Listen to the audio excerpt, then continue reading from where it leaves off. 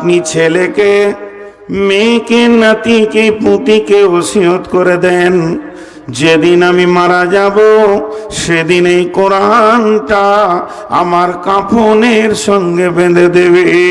তাহলে আমাকে আর মুনকির নাকির ধরবে না, কিয়ামতের মাঠে কষ্ট হবে না, কঠিন পুলসেরাতেও কষ্ট পাবো না, যেহেতু আমি কোরআনকে সঙ্গে করে নিয়ে এসেছি।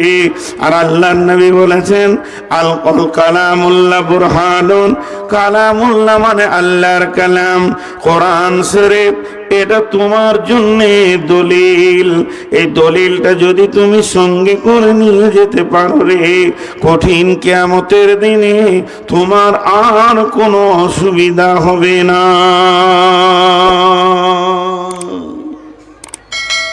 আমি তো কোরআন নিয়ে এসেছি। জি না, এটা ব্যাখ্যা বোঝার ভুল হয়ে গেছে, ব্যাখ্যা বোঝার ভুল হয়ে গেছে। ওইভাবে নিয়ে যেতে বলেনি, ওইভাবে নিয়ে যেতে বলেনি, ওইভাবে নিয়ে যেতে বলেননি। একটা ব্যাখ্যা ভুল কি? আল্লাহ কোরআনে বলছেন, কাদ আফলাহা মান যাক্কাহা ওয়া কাদ খাবা মান দাসসাহা। 11টা কসম খাওয়ার পর বলছেন, قد أفلح من زكاها وقد خاب من دساها। যে লোকটা নাপাক থাকবে ওই লোকটা ফেঁসে যাবে, যে লোকটা পাক থাকবে ওই লোকটা বেঁচে যাবে, যে লোকটা পাক থাকবে ওই লোকটা বেঁচে যাবে, যে লোকটা নাপাক থাকবে ওই লোকটা ফেঁসে যাবে। অর্থাৎ কিয়ামতের মাঠে যে লোকটা পবিত্র থাকবে ওই লোকটা বেঁচে যাবে, আর যে লোকটা নাপাক থাকবে ওই লোকটা ফেঁসে যাবে। তাহলে সাবান দিয়ে গোসল করে নিলাম, ছেলে মেয়েকে বলে দিব, বাবা রে যেদিন আমি মারা যাব ভালো করে আমাকে পাক করিয়ে দিও বাবা, যেন গায়ে না ময়লা থাকে।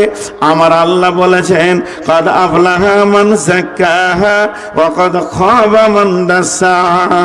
পবিত্র ব্যক্তি বেঁচে যাবে আর নাপাক ব্যক্তি ফেঁসে যাবে। ওর ব্যাখ্যা বুঝেছে ওই সাবান দিয়ে ধুতে হবে, কিন্তু আমার আল্লাহ বলেছেন না, আমি এ কথা বলছি না। পৃথিবীতে যে হারাম খাবে না, হারাম লাইনে চলবে না, নেগেটিভ কোনো কাজ করবে না, শিরক বিদআত করবে না, অর্থাৎ জীবনটাকে যে পাক রাখতে পারবে গুনাহ থেকে, ও বেঁচে যাবে। আর যার গায়ে গুনাহের ময়লা লেগে যাবে ওই লোকটা ফেঁসে যাবে। তেমনি কোরআনকে সঙ্গে নিয়ে যেতে বলেছেন, তার মানে এই কাগজের কোরআন নয়, ছাপা কোরআন নয়, আমার মাথা থেকে পা পর্যন্ত কোরআন আমলের ময়দানে থাকবে।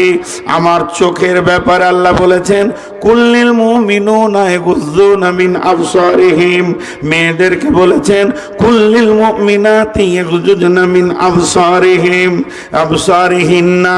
হে পৃথিবীর মহিলারা, তোমরা নজরকে নিচে করে চলো, পুরুষেরাও তোমরা নজরকে নিচে করে চলো।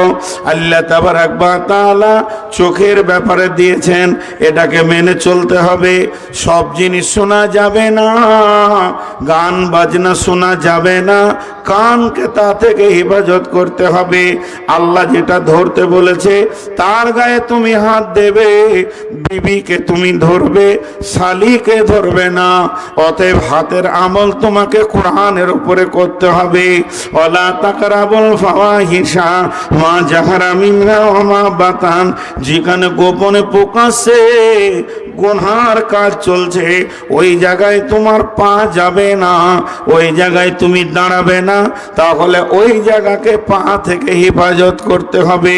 আল্লাহ তাবারাক ওয়া তাআলা বলেছেন, খবরদার মদ পান করিও না, মদ থেকে জিভকে হিফাজত করতে হবে। তার মানে আমার গোটা বডিটা যেন ওয়াইদা কুলতুম ফাদিলু ওয়ালাউ কানা যা কুরবা, যখন তুমি কথা বলবে তো ইনসাফের কথা বলবে, যদিও তোমার নিকট আত্মীয় হয়।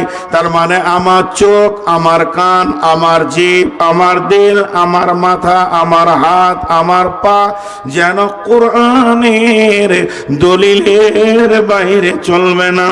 এই লোকটা যেদিন কবরে যাবে সঙ্গে করে কোরআনকে নিয়ে গেল, হাসরে গেল সঙ্গে করে কোরআনকে নিয়ে গেল, আর পুলসেরাতে গেল তো সঙ্গে কোরআন থেকে গেল।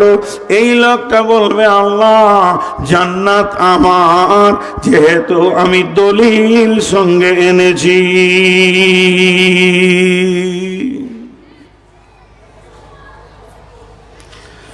কিয়ামতের মাঠে আমি প্রথমেই আপনাদেরকে বলেছি যে একটু সবর করেন। এবার আমি সূরাটা ধরবো খালি এই উদাহরণটা দিয়ে। কিয়ামতের মাঠে আল্লাহ তাবারাক ওয়া তাআলা এলান করবেন, ফেরেশতারা এলান করবেন,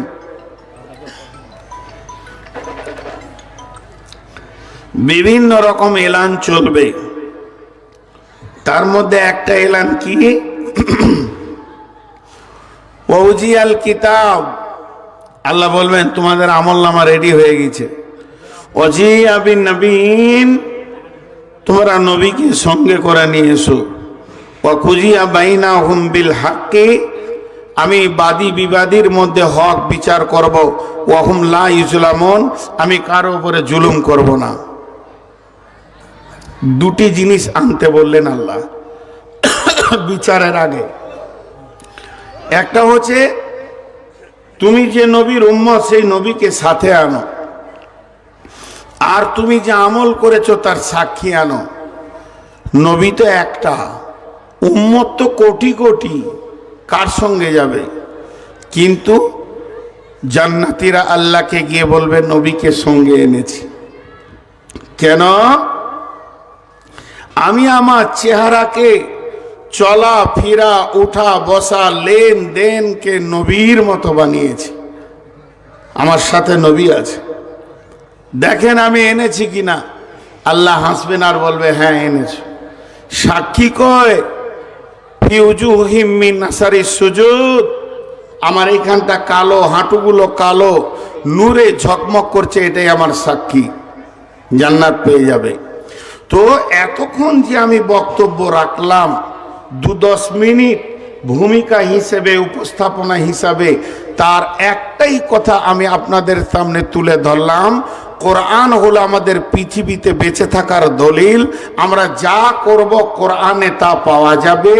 আর কোরআন হলো আমার কবরে নাজাতের দলিল, হাসরে নাজাতের দলিল, এবং পুলসেরাতে পার হয়ে যাওয়ার দলিল, জান্নাতে গিয়ে আমার জায়গাটা যে আমার এর দলিল। ঝামেলা শেষ। এখন আমি যে সূরাটা ধরেছি তার নাম বাইয়েনা। এবার চলেন সেই বাইয়েনাতে আল্লাহ কি বলছেন। লাম ইয়াকুনিল্লাযীনা কাফারু মিন আহলিল কিতাবি ওয়াল মুশরিকিনা মুনফাক্কিনা হাত্তা তা'তিয়াহুমুল বাইয়িনা। আর একবার বলবো, কিন্তু দুটি গোষ্ঠীর নাম আমি কোরআনে নিব, যে গোষ্ঠী দুটি অতি নোংরা। পৃথিবীর বুকে এত নোংরা গোষ্ঠী পূর্বেও আসে নাই, পূর্বেও ছিল, এখনো আছে এবং পরবর্তীকালেও থাকবে। যখন ওই গোষ্ঠী দুটির নাম নিব, এইভাবে আমি হাত তুলব, খেয়াল করবেন। কি হলো রে?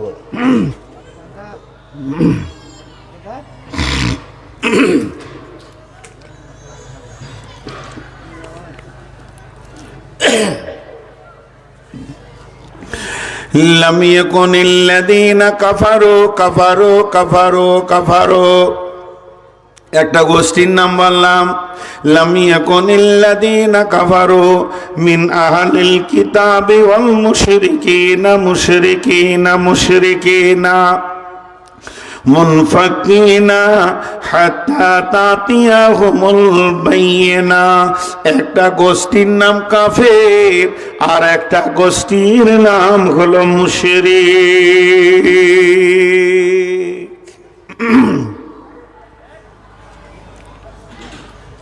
একবার আমি ছোট হয়েছি আপনাদের কাছে, নূর মোহাম্মদ কোথাও বলেন যে বসে আমার বায়ান শুনেন, হাড় কাঁপানো শীত, কষ্ট পাচ্ছেন। আমি 10-15 মিনিট আপনাদের কাছে চাইছি, আমি নিজে বলবো আপনারা উঠে যান, আমি বায়ান ছেড়ে দিব, আপনারা উঠতে চাইবেন না। এখানে আল্লাহ কত তত্ত্ববহুল কথা বলছে, খেয়াল করেন। لم يكن الذين كفروا من أهل الكتاب والمشركين منفكين حتى تأتيهم البينة। গোষ্ঠী দুটার নাম কি? যারা বলেন কি নাম?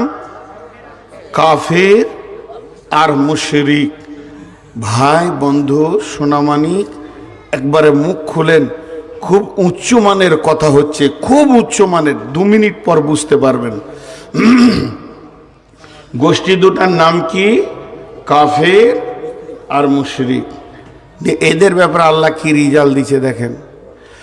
জাযাউহুম ইনদা রাব্বিহিম জান্নাতু আদনিন তাজরি মিন তাহতিহাল আনহারু খালিদিনা ফিহা আবাদা রাদিয়াল্লাহু আনহুম ওয়া রাদু আনহু যালিকা লিমান খাশিয়া রাব্বাহ।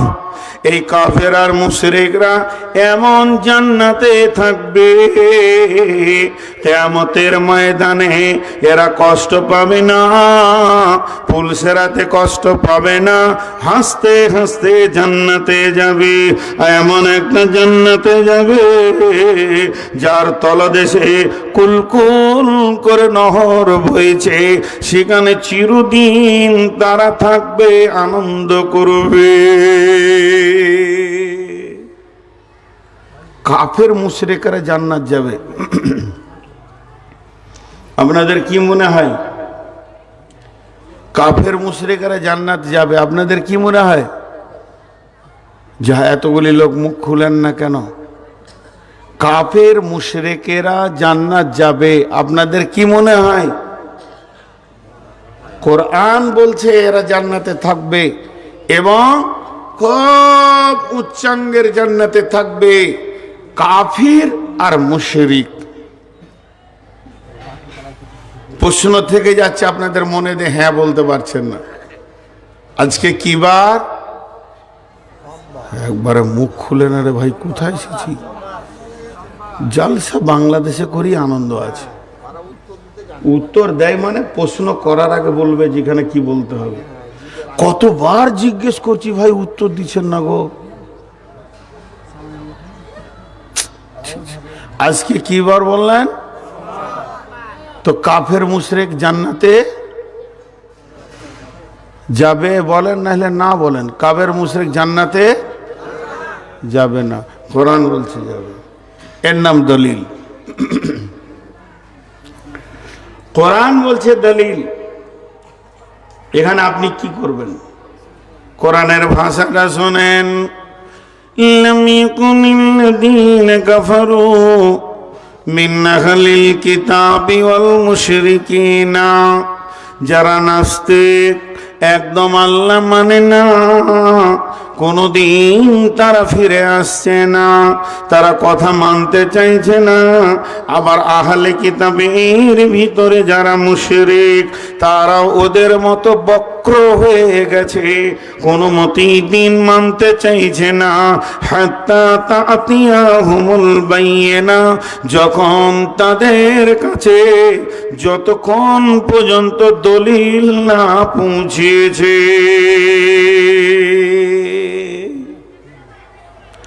দলিল যতক্ষণ না পৌঁছিয়েছে, যখন তাদের কাছে দলিল পৌঁছে গেছে, তখন তারা নত স্বীকার করে মেনে নিয়েছে। জি, তারা দলিলকে গ্রহণ করেছে।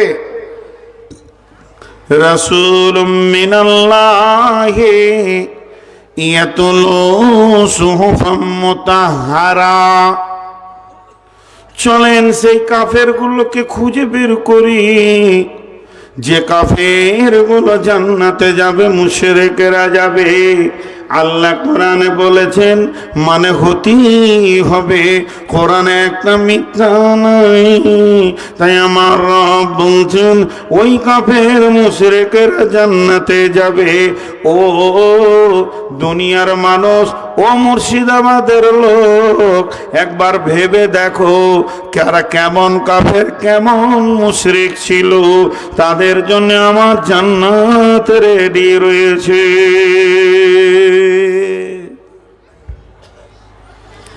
এই কথাটা এই পর্যন্ত চাপা রাখেন। আপনাদের ভিতরে একটা কৌতূহল দিয়ে দিলাম, কাফের মুশরিকরা জান্নাতে যাবে, এই কথাটা এই পর্যন্তই রেখে দেন। স্টপ, বায়ান এখানেই শেষ। আর একটা আয়াত পড়েছে, আল্লাহ বলছেন, ওয়াইযা কিলা লাহুম আমিনু কামা আমানান নাস। وَإِذَا قِيلَ لَهُمْ آمِنُوا كَمَا آمَنَ النَّاسُ।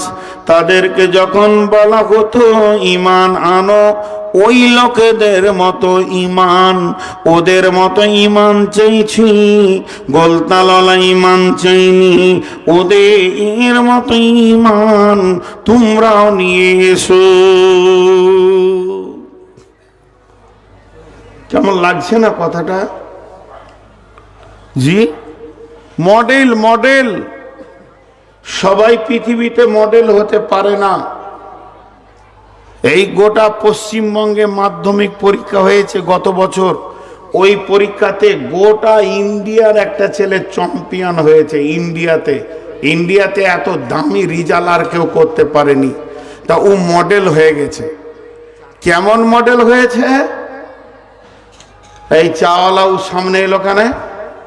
আরে আজীব ব্যাপার, আমি লোক বসাতে পারছি না, ও চাওয়ালা সামনে এলো, তো ওখানে আবার 10টা লোক দাঁড়াবে। ওকে কে বললো ওখানে চা আনতে? কে ওকে হুকুম দিল এখানে চা নিয়ে এসো?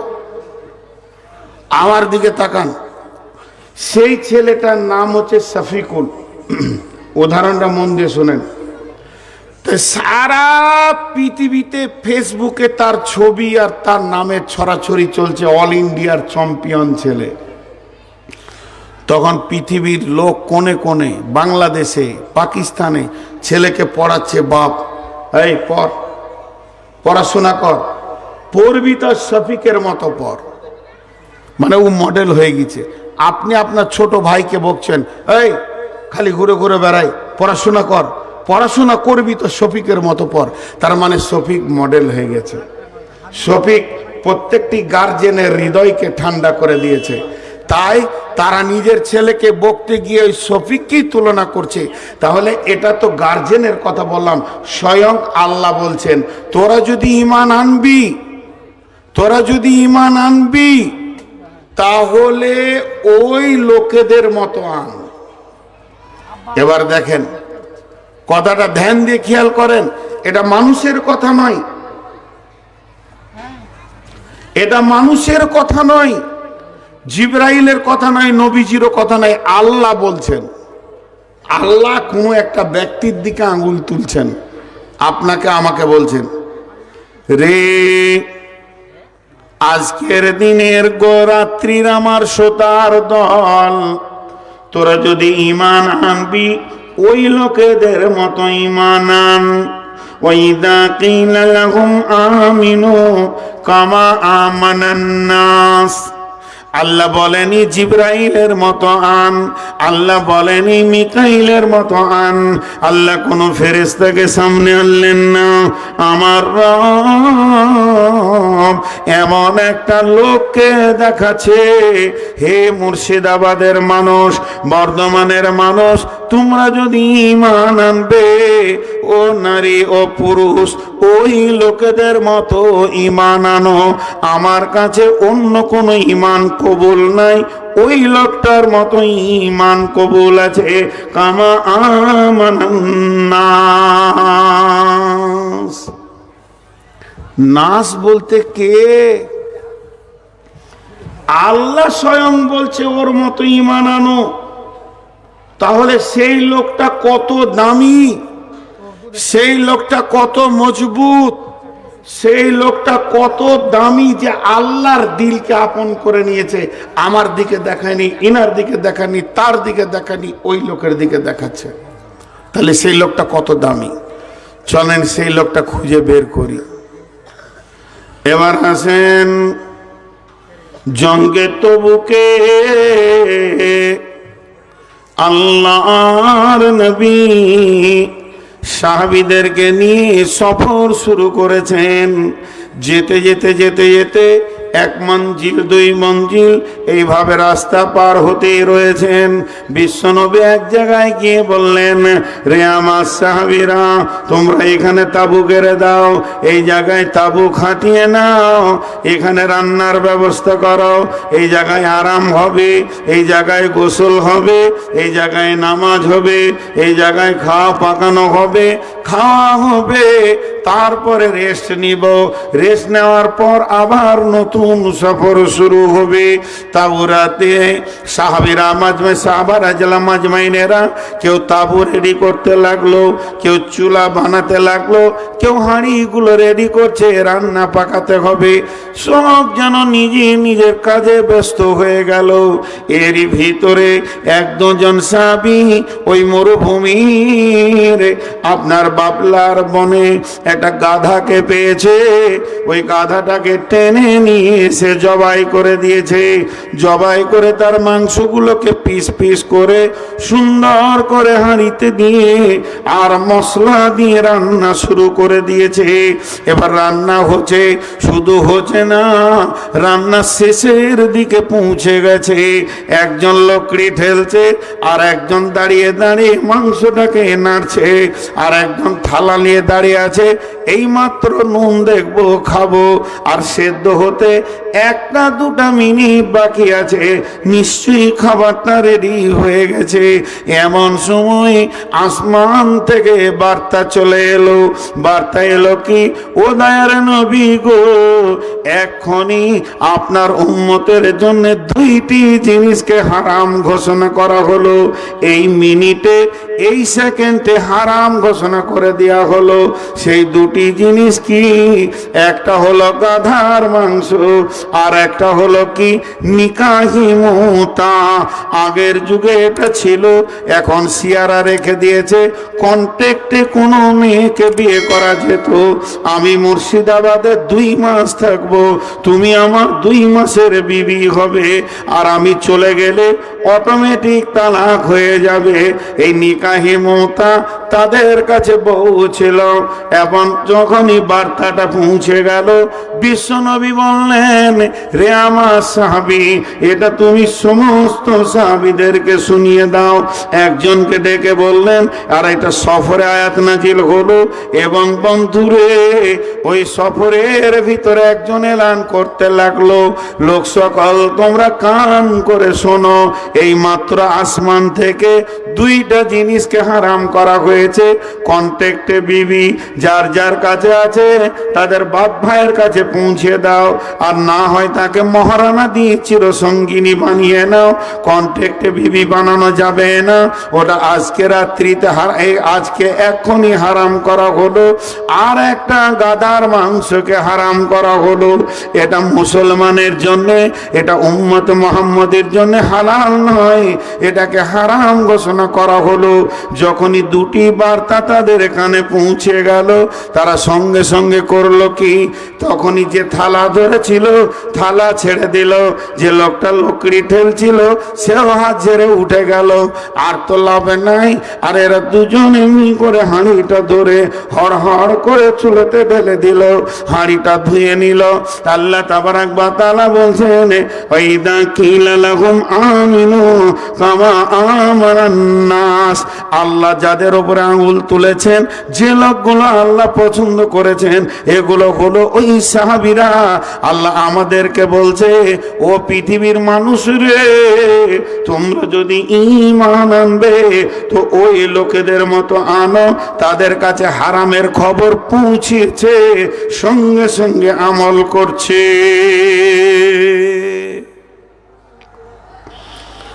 সুদ হারাম কখন জেনেছি?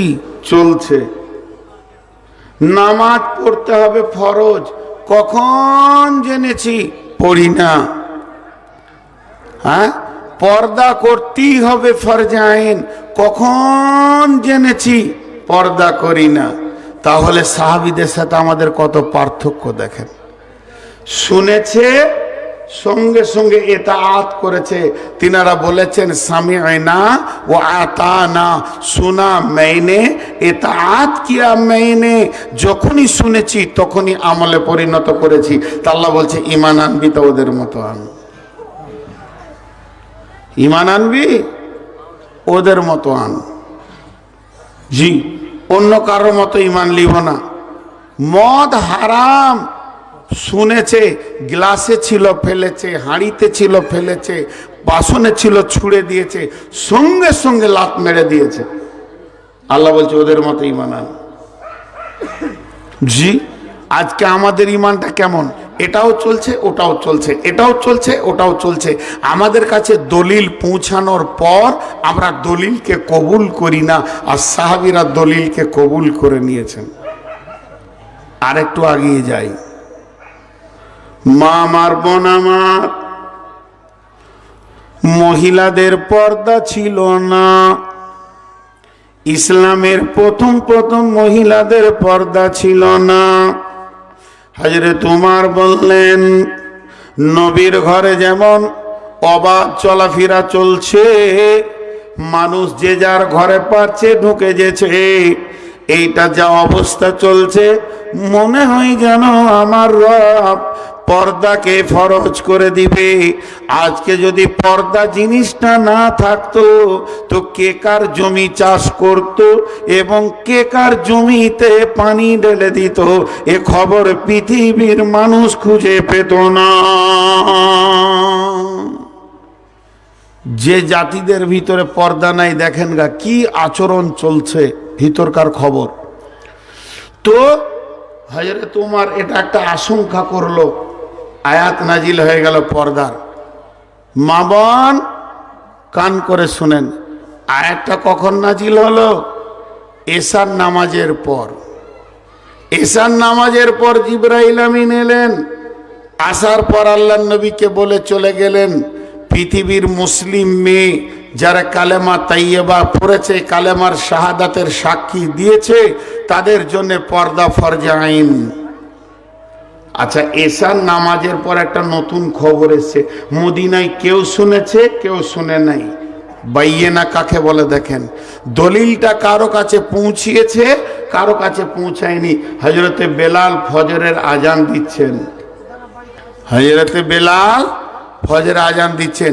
যে মেয়েরা শুনেছে পর্দা ফরজ হয়ে গেছে, তারা পরিপূর্ণ পর্দা করে মসজিদে আসছে। কিন্তু যারা শুনেনি, খবর তো পৌঁছায়নি এখন সবারই কাছে, তারা যেমন দোপাট্টা পরে, চুড়িদার পরে, সেরওয়ার কামিজ পরে হেঁটে চলে আসছে মসজিদে নামাজ পড়ার জন্য। ঠিক রাস্তার মাঝে এক ছোট বাচ্চা মসজিদেছে, তোর দাদিকে বলছে, দাদি যে তোমার কাছে কি বাইয়েনা পৌঁছায়নি? তোমার কাছে কি দলিল পৌঁছায়নি? তোমার কাছে কি আল্লাহর বার্তা আসেনি? বলে কে ভাই? বলে গত রাত্রিতে জিবরাইল আমিন এসে বিশ্ব নবীকে বলে চলে গেলেন যে পৃথিবীর মহিলারা পর্দার ভিতরে থাকবে, এরা পর্দার বাইরে থাকবে না। মেয়েদের জন্য পর্দাকে ফরজ করে দিয়েছে।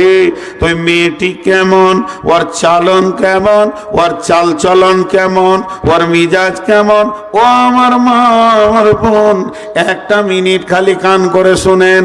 ওই মেয়েটি তখন সঙ্গে সঙ্গে আল্লাহর জমিনে বসে গেল, আর দাঁড়িয়ে নাই, নিজের মাথা হাঁটু একদম জড়ো সড়ো করে নিয়ে বসে গেল। আর ওই ছেলেকে বলছে, ভাইয়া তুমি আমার বাড়িতে যাও, দেখো গা অমুক জায়গায় একটা বড় চাদর আছে, সেটা আমাকে এনে দাও, ওই চাদরটা উড়ে আমি যাব। তখন ছেলেটা বলছেন, দাদিজি আপনার কাছে তো খবরটা এখন পৌঁছালো, আগে থেকে পৌঁছায়নি, তাহলে এই ওয়াক্তের নামাজটা আপনি এইভাবে পড়ে আসেন, আর না হয় এই ওয়াক্তের নামাজটা বাড়িতে পড়েলেন, আপনি বাড়ি ফিরে চলে যান, পরের ওয়াক্ত থেকে পর্দা করে আসবেন। তখন ওই বুড়ি বলছেন, ভাইয়া রে, আল্লাহর হুকুম পাইয়ে না, দলিল আমার কানে পড়ে গেছে, আর আমি যখন শুনে নিয়েছি আল্লাহর এই জমিনে, আল্লাহর এই মাটিতে আমি একটা পার বেপর্দা হাঁটব না। আমি দলিলকে মেনে নিব, দলিলকে গ্রহণ করে নিব, দলিলকে নিজের জীবনে লাগিয়ে নিব। কোরআনের আয়াতটা যেন আমার বডিতে লেগে যায়, ওটাই নিয়ে যেন কিয়ামতে উঠতে পারি। অতএব তুমি গিয়ে আমার চাদরটা এনে দাও। আল্লাহ বলছে, ঈমান আনবি তো ওদের মতো আন। এখানে যে মা বোনেরা আছে, এরা কি পর্দা ফরজ এটা জানে না? এরা কি বুঝে না? আজকে কি প্রথম শুনছে?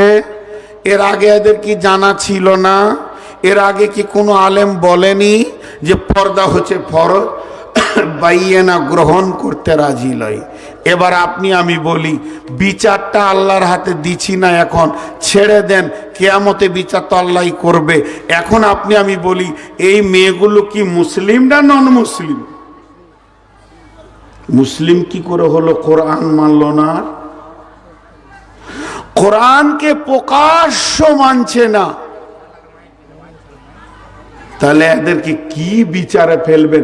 আমি নন মুসলিমও বলছি না, কালেমা শাহাদাতের সাক্ষী দিচ্ছে, তাহলে এরা কোন গ্রুপে পড়বে তাল পেছি না, এদের গ্রুপটা খুঁজে পেছি না। কালেমা শাহাদাতের সাক্ষী দিচ্ছে, আল্লাহকে আল্লাহ বলছে, রসুলকে রসুল বলছে, দিনকে ইসলাম বলছে, আর কিছু মানছে না। তাহলে এরা কোথা গেল? এর নাম বাইয়ানা লাই। মা বোন, আর একটা ঘটনা শোনাই। খালি দলিল কাকে বলে দেখেন, আল্লাহকে এমনি বলেছেন যে তোরা ঈমান আনবি তো ওই লোকেদের মতো আন। সেই লোকগুলি কে? ওই লোকগুলিকে খুঁজে বের করা হচ্ছে এখন। আবু জাহেল নামটা শুনি মনে হচ্ছে যেন একটা বিরাট দামি লোক। আবু জাহেলের বেটার নাম হচ্ছে একরামা, একরামা বিন আবু জাহেল। সে বাপের যোগ্য বেটা। বাপের যোগ্য বেটা বলতে কি বুঝেন?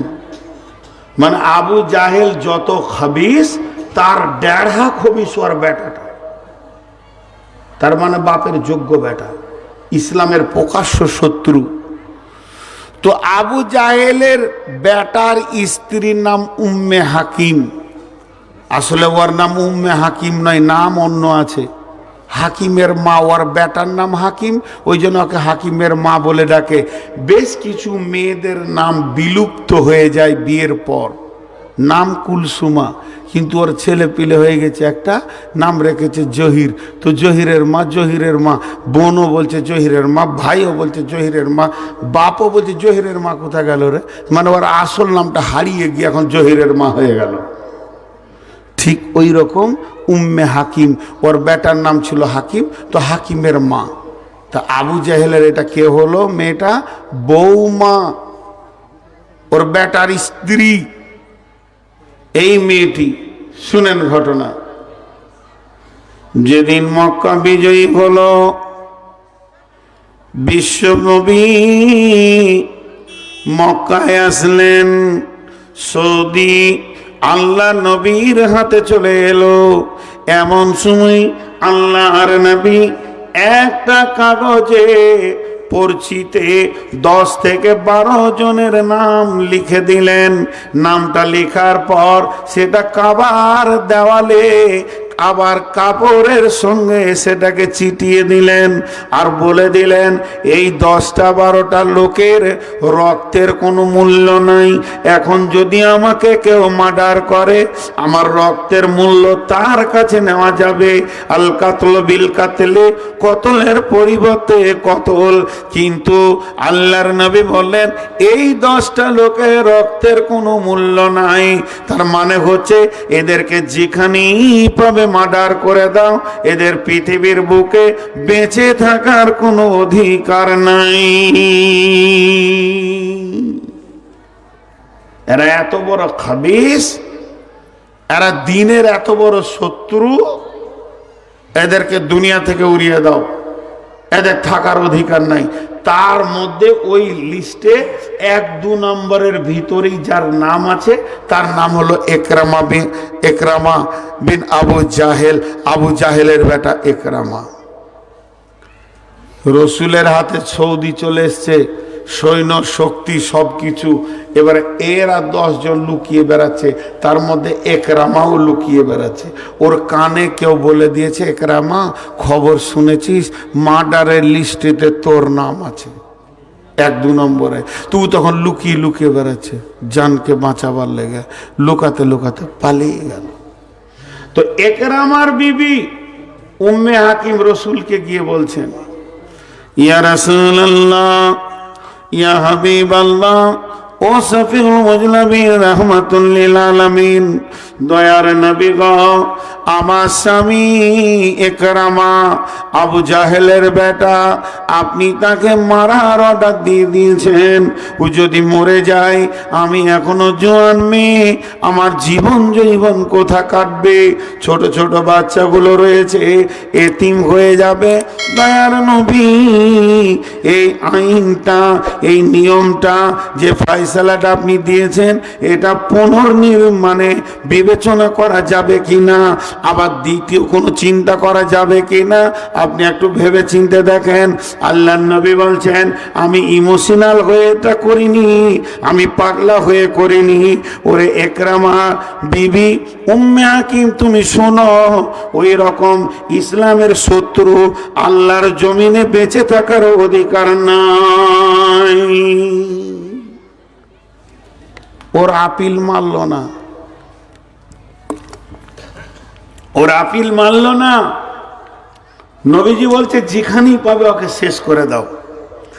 মেয়েটা কত চালাক মা বোন, আমরা ভাবি আগেকার মেয়েদের বুদ্ধি কম, কত চালাক। মেয়েটা নবীজিকে বললেন, তাহলে আমার আর একটা কথা শোনেন।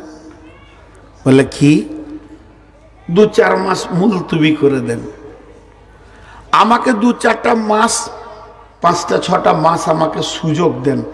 আপনি সাহাবীদেরকে বলে দেন, এলান করে দেন, যেন 5-6 মাস ওকে না মারে, দেখি কি করা যায়। রাসূলুল্লাহ সাল্লাল্লাহু আলাইহি ওয়াসাল্লাম বলেন, হ্যাঁ এটা মানা যেতে পারে, যাও আমি এলান করে দিব, কিছুদিনের জন্য ওর মুলতবি থাকবে। এই কথাটা যখনই বলে দিল, ও বের হয়ে গেল স্বামীর খোঁজে। আজকের যুগের মোবাইল নয় যে কোথা আছে পেয়ে যাব, শহরে শহরে একরামা একরামা স্বামীকে খুঁজে বেড়াচ্ছে। খুঁজতে খুঁজতে খুঁজতে খুঁজতে শামে চলে গেছে। আরবের মক্কার লোকেরা শামে বেশি জোয়াশা করতো, বেশিরভাগ তাদের আড্ডা ওখানে হতো, তাই চলে গেল। তো মার্কেটে চিল্লাইছে একরামা,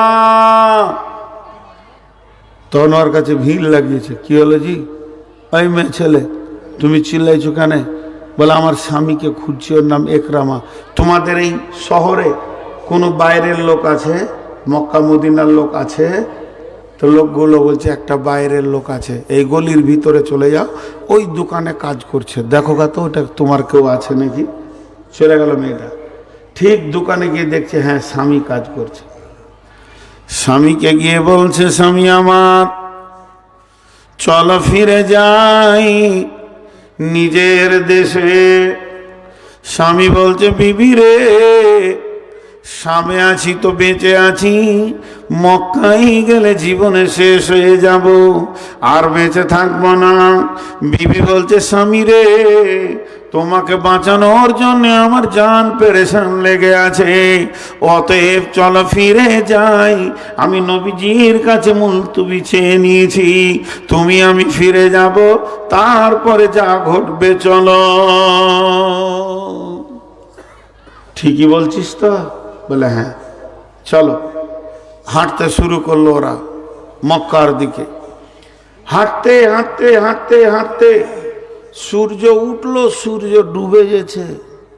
তখন একরা আমার বিবিকে বলছে, স্বামী স্ত্রী আর কেউ নাই, বিবি, বিবি রে, ক্লান্ত হয়ে গেছি, এই গাছের নিচে চাদরটা বিছাতো, একটু শুভ। তো দুটা চাদর আছে, একটা চাদরকে বিছিয়ে দিয়ে আর একটা চাদরকে বিছাইছে দু হাতের দূরে। তখন একরামা বলছে, বিবি রে, স্বামী স্ত্রী শুবে, তারা আরাম করবে, এর জন্য কি বিছানা দূরে হয় না, এর জন্য বিছানা কাছে কাছে হবে? কতদিন তোমাকে ছেড়ে থেকেছে, কত মনের কথা, কত কৌতূহল, কত ভয়ে ভয়ে জীবন কাটাচ্ছি বিবি রে। তোমার কাছে কত জানার আছে মক্কার কথা, তুমি আমার কাছে কত কি জানবে, কেমন করে দিনগুলি পার হয়েছে। বিবি রে, দুইজন পাশে মাঝে থাকবো, কত আলাপ হবে, কত আলোচনা হবে, কত প্রেম প্রীতির আলাপ হবে। ও মা আমার, বোন আমার, মেয়েটি কেমন, মেয়েটি কেমন, মেয়েটি কত বড় ইমানদার। সঙ্গে সঙ্গে স্বামীকে বলছে, স্বামী আমার শোনো, আমি তোমার কাছে আর শুতে পারি না, তোমার সঙ্গে আমার পার্থক্য রয়েছে বাইয়ে না, দলিল চলে এসেছে, এখন আমি আর তোমার কাছে শুতে পারবো না।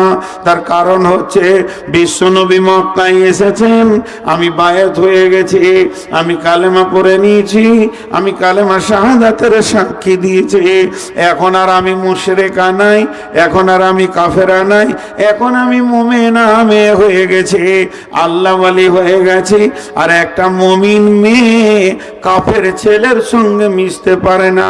বিবি রে, তুমি, স্বামী রে, তুমি আর কোনো চিন্তা করো না, চলো দুজনেই মক্কায় যাই। মক্কায় গিয়ে তুমি রসুলের কাছে জীবনের তওবা করবে, নতুন করে কালেমা পড়বে, নতুন কালেমা হয়ে যাবে, তোমাতে আমাতে আবার নতুন বাসর ঘর সাজিয়ে নিব, তার তো কোনো চিন্তা নাই। এখন এক জায়গা যাওয়া যাবে না, এখানে মধ্যখানে দলিল কাজ করছে বাইয়ে না।